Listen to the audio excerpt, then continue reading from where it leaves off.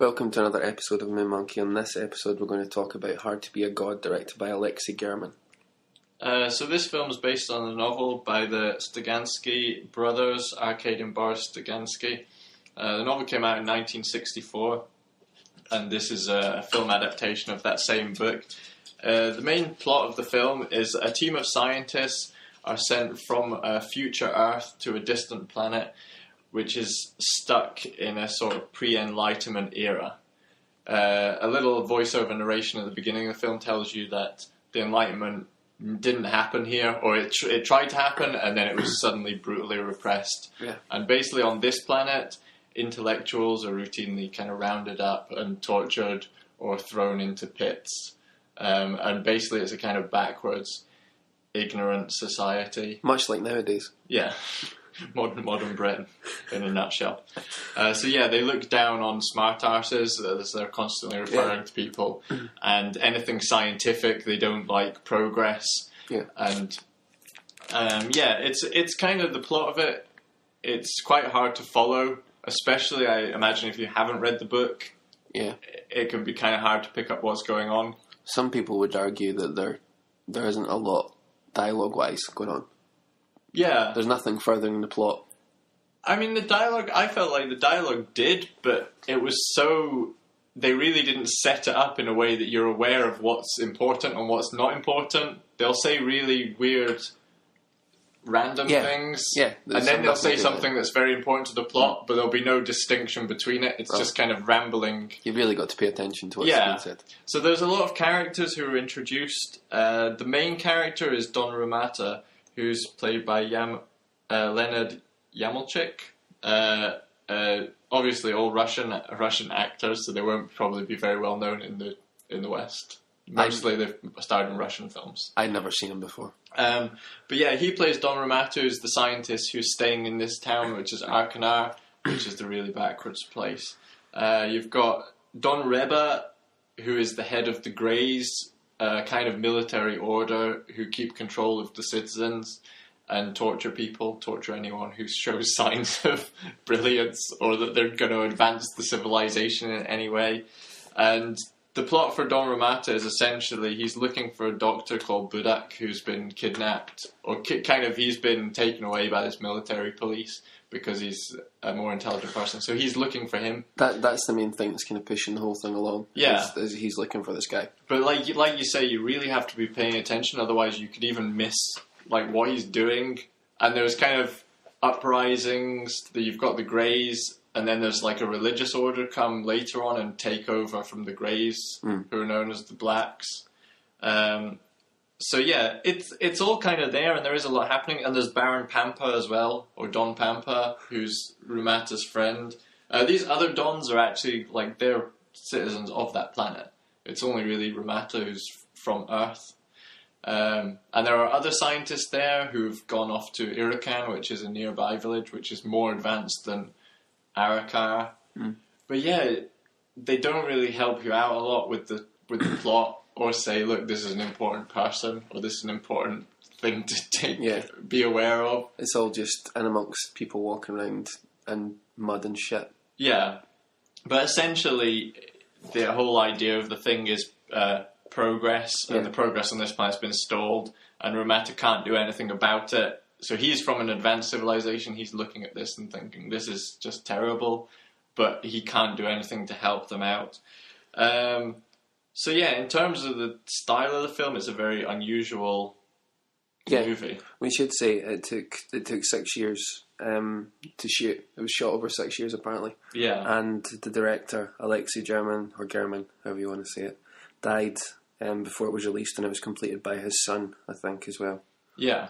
And it's 3 hours long, so it's a long movie. Yeah. But it's very impressive in the way it's shot and stuff. It's really largest shot in the Czech Republic, I believe, and it's partly in Russia, like in Russian studios. But yeah, really impressive how they filmed it. Like a lot of extras and a lot of fantastic shots. What I was most impressed with, the whole thing's in black and white. But one of the things I was most impressed with, there's always so much going on in every shot. So even from the very first shot, you see a kind of wintry pool but there's little contraptions in the background and castles and people walking, and you can pick out little details, and you're trying to work out what's going on from like the small details that are happening. I felt it's very shot in close up and very claustrophobic as well. Yeah, like the camera sees everything. Like it's a very omnipotent camera, and it's just there's so much going on in the scene that sometimes there's nothing to do with anything. There's like a guy at one point just comes up and waggles chicken legs for like 5 minutes, and you're like, what's that got to do with anything? Yeah, there's a lot of stuff where people wave stuff in front of the camera. There's a lot of things hanging from the ceiling. Yeah, there's a lot sausages, of things animals. A lot of things hanging in front of the camera. Yeah, there's a lot going on. But yeah, I felt like the way it's shot really gets you into the mood of the film, which is confusing, dirty, grimy, like blood and dirt everywhere, feces, all kinds of fluids. If you like Chiaroscuro, the film for you. Yeah. But it was very much like that, and also as you're watching it, you're aware that you can't really influence them in any way, so you're seeing terrible things happen and stupid people, but you can't do anything about it, which is kind of how Don Romata feels, that he can't do anything about it. And they have a lot of characters who look directly at camera to again make you aware that you're not part of their world, or you're an outsider observing their civilization. What I got from it was, you're almost like a strange thing. The camera's a strange thing to them. You're as strange to them as they are to you. Like, because you're like, what's wrong with these people? Why are they? Yeah, I hadn't thought of that, but that's sniffing people's shoes all the time and snotting everywhere and covering themselves in shit. Yeah, they think that's really weird. But then they look at the camera all the time, thinking, "Oh, what's wrong with that person?" Yeah, that's what I got from it. It was like it was trying to make you think. Yeah, it's kind of alienating you from what's going on, and you're made to feel really uncomfortable, like people blowing their noses, like you say, just out onto the floor and things like that, and it's made to feel really awkward. I thought this was one of the best examples. Like, I like a lot of historical films, but this was one of the best examples of getting into the mindset of that period. Because a lot of times what happens with historical films is they'll put a modern sensibilities into it. So the characters are in history, but the way they think is essentially like we do now. Whereas in this film, you really get the sense that the characters are cruel and stupid and haven't progressed and haven't passed the Enlightenment period.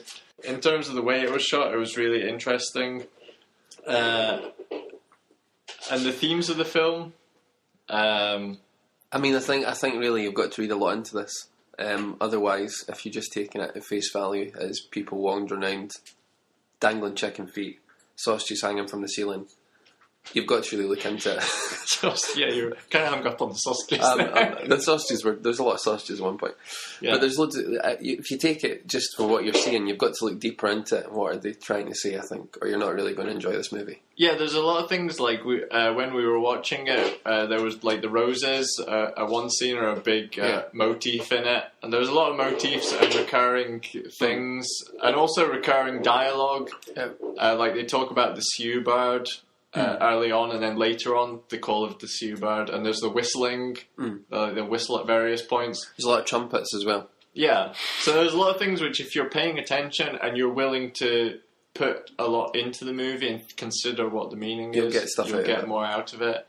But the main things in terms of the themes are religion. It kind of has a strong atheistic message, I felt. So if you're strongly religious, maybe it's not for you. He does chuck some donkey shit at a group of singing monks. So I think really that's true. You can definitely take that away they from partly take some of the blame for the society being so backwards, because they're one of the groups that take over, and everyone thinks, oh, this is great, we've been freed from the oppression of the military junta, but now you're under the oppression of the church, which is... back in the 60s when the book was written, that would have been quite shocking. Now... I'm not sure about the Russian Orthodox Church, how much power it has, but it's probably still a kind of strong message to put in a movie. Yeah. Also, he was feared by everyone because he was thought to be descended from a god as well. Yeah. So there was that kind of part of it too. He was also a religious figure. Yeah, it's like people's superstition is essentially what's holding them back, Yeah. but it's what allows him to kind of walk through. So he was getting the benefits Yeah, of it. I mean, there's parts where he walks through like ranks of soldiers who've come to arrest him because they're too afraid to touch him because he's so far above them. It also says a lot about kind of human behaviour and like cruelty and stupidity and the ideas of progress. So at the end of it, I didn't know whether it was meant to be kind of a positive message that eventually progress will come, or that people are kind of really stupid and ignorant, and it's very hard to make them see what's good for them or how they can progress. Yeah, I think there was always a bit of hope through all the stuff going on. But I mean, in the end, it just got really nihilistic, and it was just like, I can't change it. That was the thing. What's so depressing about it is you keep seeing these sparks of brilliance or kind of partial like awakenings of intelligence. Like there's a guy who's got half a wing, like he's trying to work on the idea of flight. So he's obviously like, okay, he's thinking about mechanics and physics, but it's kind of violently squashed and oppressed. And also the whole kind of central theme of it, the title "Hard to Be a God" comes from the idea that Rumata is a god amongst these people, but he can't help them in any way. So there's the idea that God is powerless, really, to stop human suffering.